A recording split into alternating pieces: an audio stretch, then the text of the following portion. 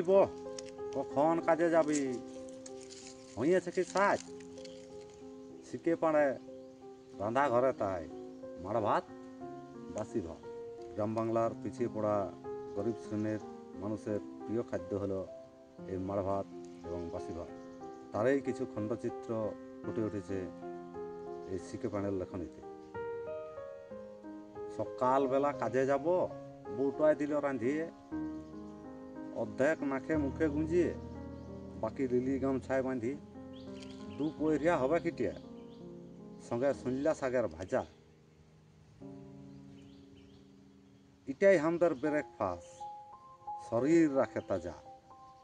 মাড় ভাতের দম্ব, খাটিয়ে খাওয়া লক, পেট না থাকলে ভরা, কাজ কি করে হবে চটপট। বাসাম হোক বা দুপহরিয়া, কখনো কখনো ইটাই আমাদের পুঁজি।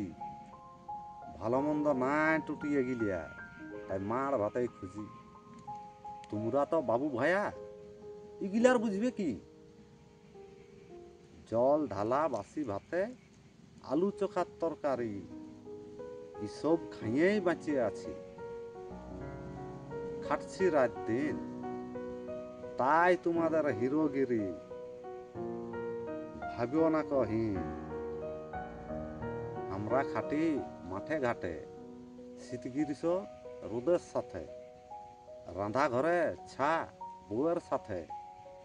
আছি মাড় ভাত আর বাসি ভাতে। নমস্কার।